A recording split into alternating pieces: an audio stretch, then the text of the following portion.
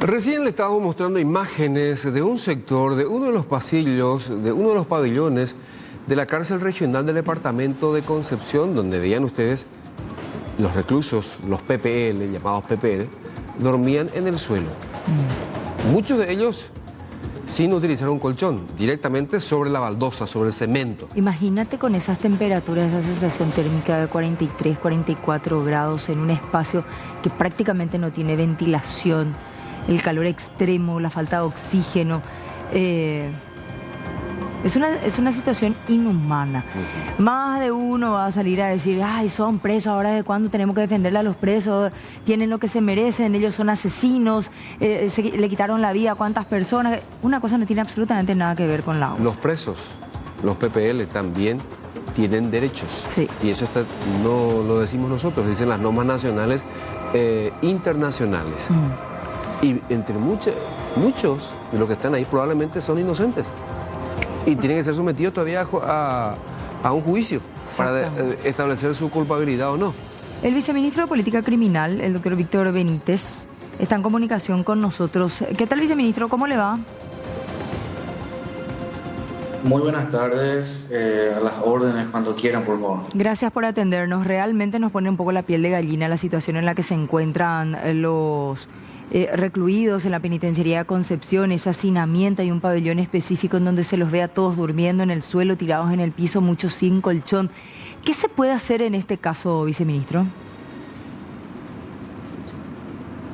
Bueno, la situación de hacinamiento es en todo el sistema penitenciario, no solamente en Concepción.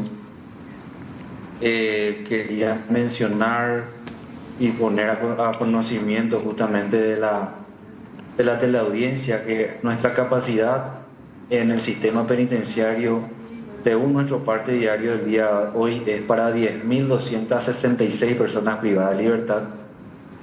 Sin embargo, tenemos 18.956 personas privadas de libertad dentro de todo el sistema penitenciario. Lo que hace una diferencia. ¿Nos podría reiterar esos números, por favor? Disculpe que le interrumpa. ¿Nos puede reiterar esos números? Sí. Bueno, capacidad poblacional hoy, 10.266. 276. Y la realidad. La capacidad, lo que tenemos hoy en día son 18.956 personas privadas de libertad. Qué bárbaro. Una diferencia prácticamente de 9.000 personas privadas de libertad. Sí, señor. Y para ir específicamente a la penitenciaría de Concepción, tenemos que la capacidad poblacional es de poco más de 890 personas privadas de libertad. Sin embargo, hoy tenemos 1.796 personas privadas de libertad.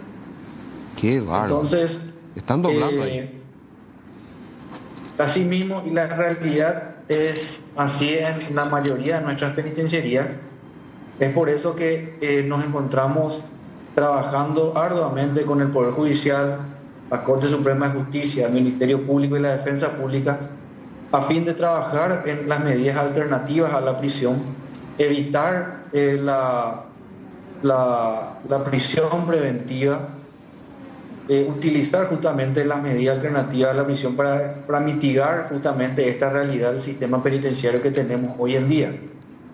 Esperamos tener un poco de oxígeno justamente con la habilitación de estas 3 nuevas penitenciarías que en poco tiempo tendremos funcionando al 100%, lo que nos va a dar la posibilidad de trasladar a la mayoría de los condenados a estas 3 nuevas penitenciarías, de esta manera alivianar un poquito esta realidad que estamos pasando hoy en día. ¿En cuánto tiempo, viceministro, para ser más exactos?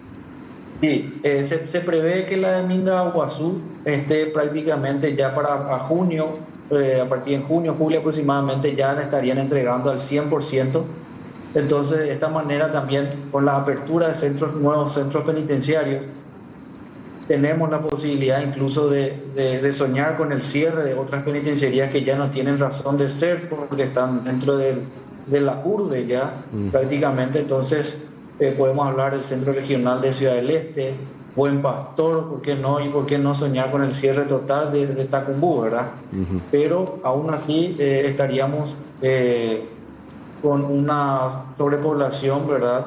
Que eso repercute generalmente en la seguridad, repercute en la alimentación, pero como dije, son esfuerzos, son proyectos que tenemos y que de concretarse estaríamos hablando rápidamente de una mejor o de un mejor nivel de vida para esta persona. ¿Y cuáles van a ser los requisitos, características básicas que van a tener los privados de libertad para los traslados? ¿Se va a establecer un protocolo, por ejemplo? ¿Vamos a llevar a Mingaguazú todos los que están procesados? ¿Vamos a llevar a Mingaguazú a todos los que están condenados? ¿Cómo se va a hacer la distribución? Sí, estas 3 nuevas penitenciarías son específicamente para personas condenadas. Condenadas. Entonces, el primer requisito es que la persona sea condenada. Posteriormente se hace una clasificación para ver en qué módulo estará esta persona. ¿Por qué hablo de módulos? Porque tenemos en el nuevo sistema, en el nuevo modelo de gestión penitenciaria, tenemos una suerte de avanzar de acuerdo al comportamiento o de acuerdo al tiempo de condena que le queda a esta persona. Entonces, las personas que están próximas a salir estarían en el módulo 1, por ejemplo, que son las personas que ya tienen salidas transitorias o que puedan ser beneficiadas con algún, valga la redundancia, algún beneficio penitenciario como el descuento de sus condenas. Entonces, de esta manera es la que queremos darle una nueva visión al sistema de sistema penitenciario, ¿verdad? Viceministro, estas 2 preguntas, estas 3 nuevas penitenciarías, la capacidad de estas 3, ¿a cuánta gente puede llegar a albergar estas 3 penitenciarías? Y por el otro lado, la alimentación, más allá de que hoy en día estén asignados por A o B razón, ¿la alimentación está asegurada por lo menos para esta gente? Sí, a tu primera pregunta, las 3 nuevas penitenciarías, la capacidad de cada una de ellas es de 1.237 personas privadas de libertad. En total serían unas 3.700 plazas que tendríamos con la habilitación de estas 3 nuevas penitenciarías. Ahora bien, en cuanto a la alimentación, el Estado está obligado a dar 3 comidas diarias a estas personas privadas de libertad: desayuno, almuerzo y cena. En algunas penitenciarías incluso se le está dando incluso merienda. Entonces, estas personas, aparte de la comida que que le provee el Estado, también se les provee a través de sus familiares que les llevan las mercaderías generalmente, y en los días de visita comparten alimentos con ellos. Entonces, hoy en día tenemos la alimentación suficiente para ellos, pero seguramente no de la calidad o el ideal que cada uno de ellos o cualquier persona podría querer, ¿verdad? Entonces, de esta manera es que estamos trabajando hoy en día.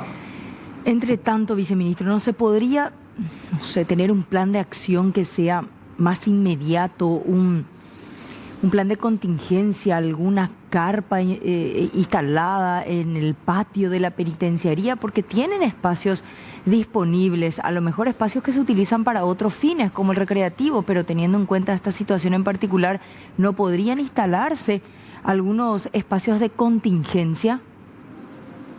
Bueno, todas esas ideas las tenemos. Resulta ser que al poner en su, podríamos decirle, carpas, necesitamos justamente de más agentes penitenciarios para controlar a esas personas que quedarían en ese patio, no necesariamente en una celda, sino en una carpa, que no es el ideal justamente para que personas privadas de libertad estén ahí. Tampoco es el ideal que estén tiradas en el pabellón, ¿verdad? Pero hoy en día la realidad que manejamos es esa, ¿verdad? Por otro lado, tenemos proyecciones de ir construyendo justamente en los lugares donde tenemos espacio de la penitenciaría, pero eso requiere justamente mayor infraestructura, mayor inyección económica al presupuesto y lleva su tiempo. No obstante, estamos trabajando en eso. Lastimosamente no podemos hacer eso del día a la mañana, ¿verdad? Pero de la noche a la mañana, perdón. Pero sí estamos planeando eso, y por sobre todo, ¿por qué no pensar en una situación excepcional como es la que se dio en la época de la pandemia, donde los agentes fiscales y los jueces otorgaban más medidas alternativas a la prisión, daban beneficios penitenciarios a los efectos justamente de descomprimir un poco las penitenciarías y de esta forma, ¿por qué no pensar justamente que podría ser eso un plan de contingencia también? Ya que usted menciona de que no hay plata, ¿cuánto le cuesta al Estado paraguayo cada persona privada de su libertad? Bueno, no tengo el número exacto en total, pero como mencionó el ministro ya en la sesión justamente en su momento en el Congreso, si hablamos de alimentación, estaba por un poquito, alcanzaba 9.000 guaraníes la alimentación por cada persona privada de libertad. Por día. Hablamos de desayuno y cena, por día. O sea, tres comidas. Por las 3 comidas, 9.000 y algo. 9.000 guaraníes, así mismo. ¿Y el resto? ¿El resto de los costos? ¿Tiene más o menos una idea? No, justamente por ahí tenés el costo de electricidad, tenés el costo de agua. Es un número que yo no tengo ahora mismo, ¿verdad? Pero por lo menos el de la alimentación sí la tenía en mente. Entonces, tenemos que necesariamente actualizar los números de nuestro sistema penitenciario y de una vez por todas darnos cuenta que justamente el sistema penitenciario no solamente es una problemática del Ministerio de Justicia, sino que se trata de seguridad nacional. Entonces debemos necesariamente cambiar como lo estamos haciendo, lo estamos queriendo hacer con este nuevo modelo de gestión penitenciaria, y no podemos retroceder más de lo que fue justamente el operativo Veneratio. Menos de eso no podemos ir. Y yo creo que de aquí en adelante justamente solamente tenemos que ver más proyección y más progreso y no ir para atrás. Gracias, viceministro, por su tiempo. Cuando quieran, a las órdenes. 17:43. Hablemos